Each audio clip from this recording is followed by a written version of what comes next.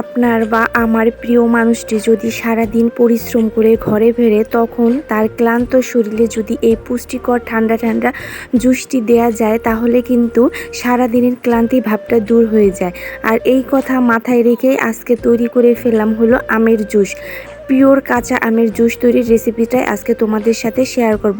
তো বন্ধুরা, ভিডিওটি দেখতে থাকো এবং ভালো লাগলে অবশ্যই শেয়ার করবে এবং লাইক কমেন্ট করে পাশেই থাকবে। তো এইখানে আমি গাছ থেকে দুটো কাঁচা আম পেড়ে নিয়েছি, একদম ফ্রেশ দুটো কাঁচা আম। তারপরে কেটে কিছু টুকরা টুকরা পিস করে নিয়েছি। এখন এই আমটা আমি ব্লেন্ডারে ব্লেন্ড করে নেব।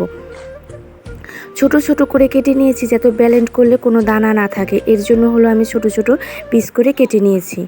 আমের মধ্যে আমি হলো পরিমাণ মতো চিনি দিয়ে দেব, যাতে চিনিটাও একবারে ব্লেন্ড হয়ে যায়। আর দিয়ে দেব সামান্য পরিমাণ পানি।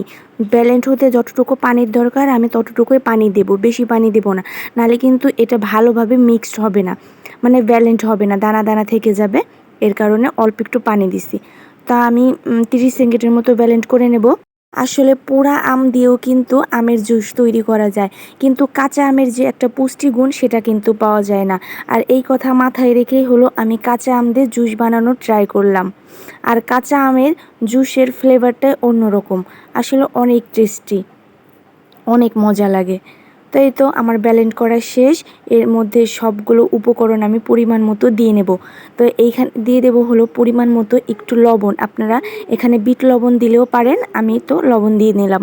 আপনারা এখানে আইস ব্যবহার করলেও পারেন। তো আমি আইস ব্যবহার করি নাই, আমি নর্মালে রাখা ঠান্ডা পানি ইউজ করতেছি।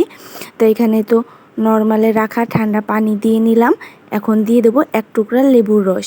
আর লেবুর রসের উপকারিতা আপনারা জানেন, ভিটামিন সিতে ভরপুর।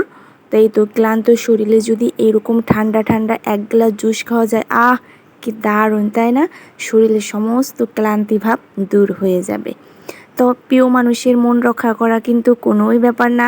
আপনার ঘরে যখনই প্রিয় মানুষটি ঢুকবে ক্লান্ত শরীর নিয়ে, এরকম ঠান্ডা একটু ডেকোরেশন করে যদি এক গ্লাস জুস সামনে দেন, তাহলে কিন্তু তার সারা দিনের ক্লান্তি ভাবটা দূর হয়ে যাবে আর মনটাও অনেক ভালো হয়ে যাবে।